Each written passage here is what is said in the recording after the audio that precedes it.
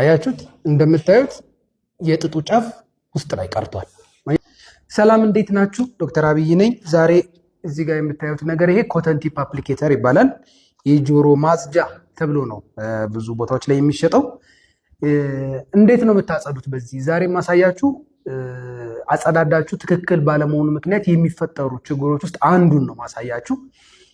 ፕላስ ይሄን ጆሮ ማጽጃስ እንዴት ነው መጠቀም ያለብን? ይሄ የመጨረሻ ቪዲዮ ነው። በተደጋጋሚ ሰርቻለሁ በዚህ ቪዲዮ ላይ። እባካችሁ በተቻላችሁ መጠን አሁን በማሳያችሁ ልክ ብቻ ነው ማጽዳት መጠቀም ያለባችሁ። ይሄን የመጨረሻ ቪዲዮ ብዬ ነው የምሰራው፣ ምክንያቱም ብዙ ቪዲዮ ስለሰራው ማለት ነው ከዚህ በፊት እና አደገኛም ስለሆነ ማለት ነው። ይሄ የምታዩት ኮተን ቲፕ አደገኛ ነው አጠቃቀሙ ማለት ነው።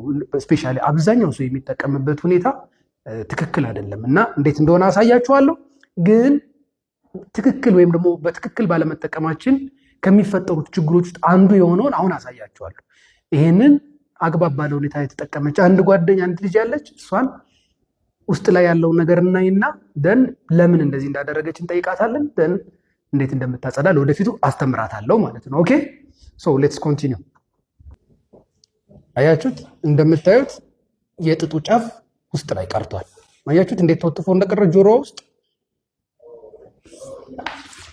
ኦኬ ሶ አንዱ ችግር ይሄ ነው እንግዲህ ከሚያጋጥሙ ችግሮች ውስጥ የዚህ የምታዩት የጫፉ ፓርት፣ ይሄ ፓርት ውስጥ ላይ ተነቅሎ ሊቀር ይችላል አንደኛ። ሁለተኛ ታምቡር ሊቀድ ይችላል። በዚህ ልክ እንግዲህ ውስጥ ድረስ ከገባች ይሄ ታምቡሯን ሊበሳባት ይችላል ማለት ነው። ታምቡር መብሳት ደግሞ ቀላል ነገር አይደለም። የመስማት መቀነስ ያመጣል፣ ከፍተኛ ማዞር፣ ከፍተኛ ህመም፣ የጆሮ መድማት፣ ይሄን ሁሉ ነገር ይዞ ይመጣል እና አሁን መጀመሪያ ውስጥ ላይ የገባውን ነገር ላውጣላትና እንዴት እንደምታጸዳ አሳይቻት መክሪያት ትሄዳለች ማለት ነው። በዛውም ግን ይሄ ለእናንተ ምክር ይሆናል ማለት ነው። ለእናንተ ማስጠንቀቂያ ይሆናል ማለት ነው።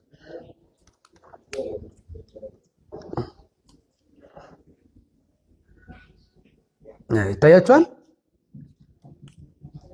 ውስጥ ላይ የገባው ይሄ ነው። አሁን እንደምታዩት ምንም ጊዜም አልወሰደብኝም፣ በአንድ ጊዜ ነው ያወጣሁላት። ለወደፊቱ እንዴት ይጸዳል የሚለው ላሳያችሁ ነው። ሶ በዚህ ኮተን ቲፕ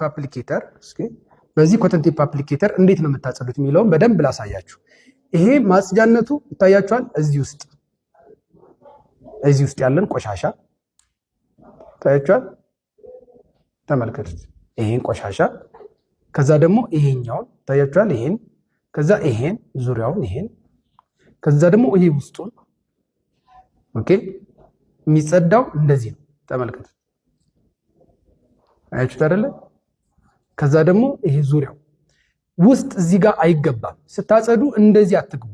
ይሄ በጣም አደገኛ ነው። ውስጥ ላይ እንዲህ ሲገባ ነው የሚቀረው። ብዙ ጊዜ አይፈቀድም። በቃ ውስጥ ላይ ገብቶ ማጽዳት የሚችለው ሐኪም ብቻ ነው። ሐኪም ልክ እንደኛ አንገት በላይ ቀዶ ሕክምና ስፔሻሊስት ሐኪሞች እያዩ ማጽዳት ይችላሉ። ከዛ ውጭ አብዛኛው የምታዩት ኩክ በሙሉ ወደ ውጭ ነው የሚወጣው።